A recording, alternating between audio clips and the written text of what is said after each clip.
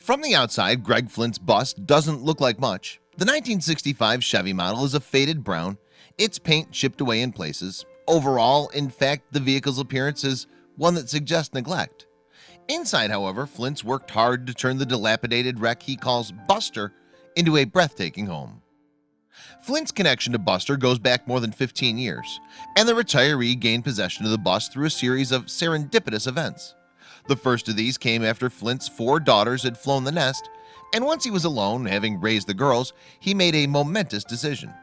You see, Flint decided that his property wasn't what he wanted anymore, so he put it up for sale. Instead of living in what Flint had described to website Smaller Living as his big log dream home on a 10-acre plot, he was after an altogether different dwelling. At around that time, however, 2 friends of the father asked him for a favor. Flint already had something of a reputation of being good with his hands, given that he's a former stonemason and builder. Around Sandpoint, Idaho, he's known for having the nickname Papa Smurf, although it's almost certainly not because he possesses magical powers. And Flint's friends wanted their buddy to use some of his skills to fix up the old bus before it went to Mexico. However, although Flint agreed to help the pair, something happened that could very well have put an end to his vision for the vehicle. His pale's relationship hit the rocks. Flint explained to Smarter Living, "Those friends broke up. In the meantime, I had fallen in love with Buster and had a vision for its transformation. I asked to buy it and they gave it to me." The retiree added, "I've lived in Buster for almost 15 years now, and I love it." Fortunately for Flint, though, he didn't have to start from scratch when he began the conversion.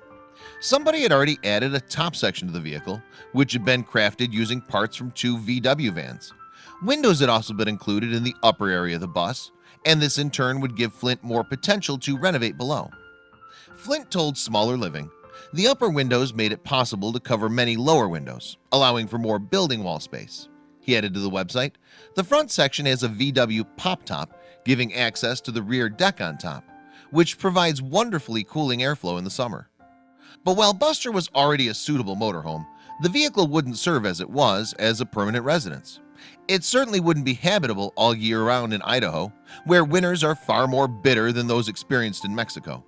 So Flint set around making significant changes to the bus. For one, Flint added some materials to make Buster just that little bit cozier when the nights draw in.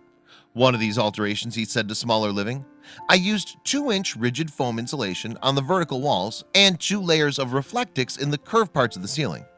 However, once the insulating work was complete, the retired builder was able to put some warmth and creativity into the design. So Flint transformed Buster's interior by using cedar trees, giving the vehicle an organic and natural feel as a result. Additionally, he cannibalized a cedar chest gifted to him by his daughter to create countertops, not to mention a kitchen table. Even Buster's floor was made from reclaimed materials, Flint using tongue and groove planks that had previously been recovered. All in all, then, the rustic nature of the inside of the old bus contrasts dramatically with its metallic and rather weather-worn exterior. Indeed, from the outside, all you can see is a somewhat dilapidated bus in need of a lick of paint or two, albeit one with some bright yellow drapes across the windows. Step into Buster, however, and a fairy tale wonderland reveals itself, all thanks to Flint's hard work. Given the freezing winters in the area, though, Flint needed a heating solution powerful enough to keep the cold out. Initially, he settled on an iron wood stove. This proved to be too hot for the bus, however. Eventually, then, he created a soapstone stove himself, which has the added benefit of keeping the place warm for a while, even when a fire's been extinguished. Flint added to Smaller Living, "To winterize Buster, all window glass plus the entrance area gets thickly covered with bubble wrap. I also use huge burrito bags full of fall leaves tucked under the bus to insulate the underside. And if that doesn't cover it, I can switch on a small super efficient radiant space heater if I need to." But while Flint is undoubtedly a very active senior, he's still a retiree and so has only limited money to spend. Consequently, he looks for ways to cut down on costs and live sustainably.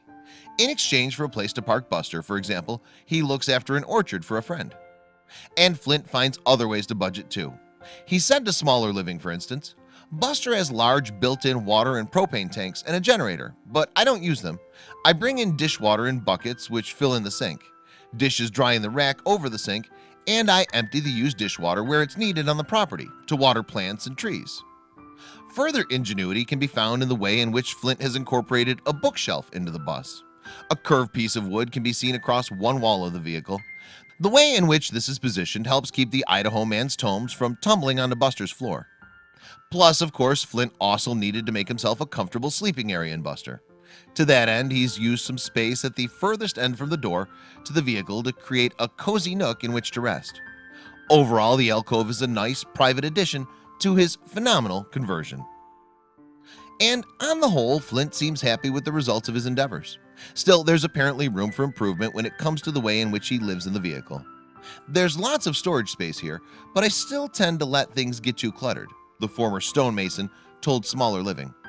It's apparently not a piece of cake to live in Buster when there's a pesky feline about either, Flint added. My cat climbs all over inside, and if I get to pacing up and down, like when I'm writing, she'll often reach down and snag the hat off my head. Check out these other videos from Let Me Know. If you haven't made the move to subscribe to our channel, all you need to do is click on that red subscribe button. Thank you for watching.